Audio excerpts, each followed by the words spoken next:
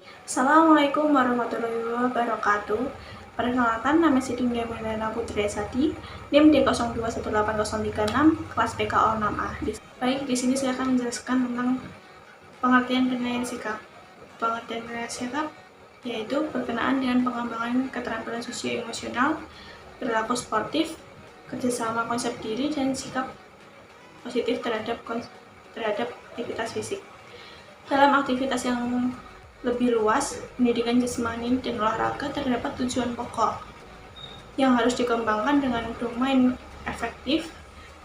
Sikap sangat penting dimiliki siswa atau peserta didik dalam hal ini, sebab sikap sangat tampak pada peserta didik dalam berbagai perilaku seperti perhatian terhadap sistem belajar, disiplin, motivasi belajar, dan hubungan sosial menurut Sujono 1990.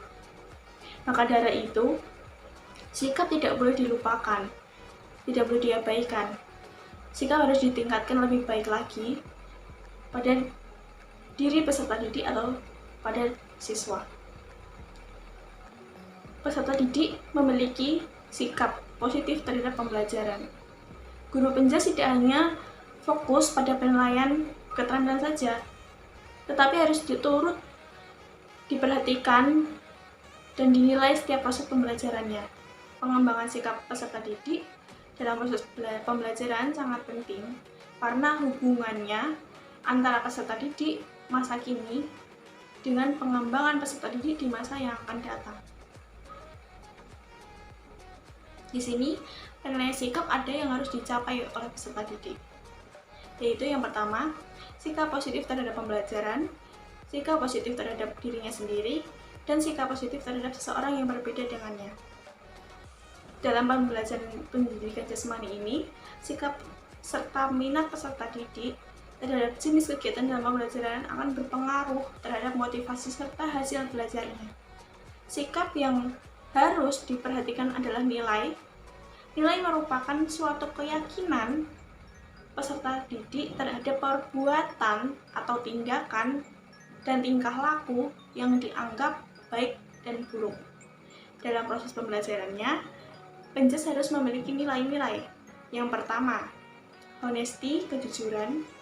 Yang kedua, integrity, integritas. Yang ketiga, justice, keadilan. Yang keempat, freedom atau kebebasan. Dalam penilaian sikap terhadap ruang lingkup, yang dimaksudkan di sini, penilaian sikap merupakan internalisasi sikap yang menunjukkan ke arah pertumbuhan batiniah, sehingga peserta didik sadar terhadap nilai dan perilakunya. Domain sikap terdiri dari beberapa jenjang. Yang pertama, receiving, responding, valuing, organizing, dan karakteristik. Receiving sendiri kepekaan dalam menerima rangsangan yang datang dalam bentuk masalah, situasi, dan yang lain. Responding atau menanggapi yaitu reaksi yang diberikan peserta didik terhadap stimulus yang datang dari luar yang tercermin dalam kemampuan berdiskusi terhadap sesuatu yang didengar atau yang dilihat oleh peserta didik. Sedangkan valuing, kemampuan untuk menilai dan memberikan kepercayaan terhadap gejala stimulus yang tadi.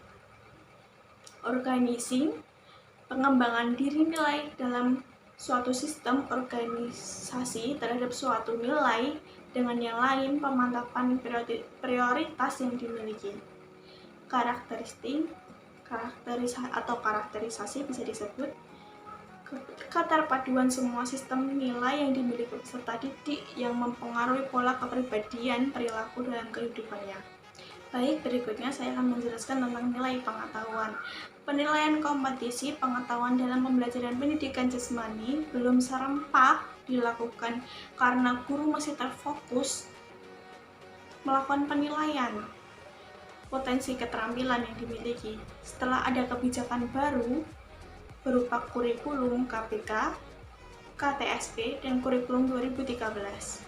Potensi pengetahuan setiap mata pelajaran menjadi sebuah kompetensi yang harus dinilai dan dicapai. Di sini ada ruang lingkup penilaian. Penilaian pengetahuan mengacu pada klasifikasi Bloom yang menunjukkan bahwa proses pengetahuan terus meningkat yang berupa tingkat hierarki yang disesuaikan karena merasakan manfaat dari gerakan tersebut lebih jauh lagi. Kompetisi pengetahuan belum diklasifikasikan menjadi 6 tingkatan yang tersusun secara sistematis. Yang pertama pengetahuan, pemahaman, penerapan, analisis, sintesis, dan evaluasi. Kategori dimensi pengetahuan terdiri dari 4. Yang pertama, pengetahuan faktual, yaitu pengetahuan tentang elemen-elemen dasar yang harus diketahui oleh peserta didik. Yang kedua, pengetahuan konseptual, yaitu pengetahuan mengenai hubungan antara elemen dalam sebuah struktur besar yang memungkinkan elemen-elemen ini berfungsi bersama-sama. Yang ketiga, pengetahuan prosedural. Pengetahuan tentang bagaimana melakukan sesuatu metode atau kriteria tertentu untuk melakukan keterampilan tertentu. Yang keempat, pengetahuan metakognisi. Pengetahuan metakognisi yaitu pengetahuan mengenai kognisi secara umum kesadaran dan pengetahuan mengenai kognisi diri sendiri, yang meliputi pengetahuan strategi, pengetahuan tugas kognitif, dan pengetahuan diri. Selanjutnya saya akan menjelaskan tentang penilaian keterampilan. Keterampilan berkaitan dengan keterampilan atau kemampuan yang dimiliki oleh peserta didik dalam bergerak atau bertindak. Pencapaian kompetisi ini sangat berhubungan dengan keterampilan yang dikuasai oleh peserta didik. Sebagai hasil tercapainya kompetisi pengetahuan. Secara garis besar saja, kompetisi keterampilan menyangkut kemampuan dalam gerak refleks, gerak dasar fundamental, kemampuan perseptual, kemampuan fisik, gerak keterampilan, dan komunikasi non-diskursif. Di sini juga terdapat ruang lingkup penilaian keterampilan. Yang pertama imitasi, yang kedua manipulasi, yang ketiga presisi, yang keempat artikulasi, dan yang kelima naturalisasi. Demikian presentasi yang dapat saya sampaikan. Ada kurang lebihnya saya mohon maaf. Semoga ilmu yang saya berikan bermanfaat untuk semuanya. Cukup sekian. Wassalamualaikum warahmatullahi wabarakatuh.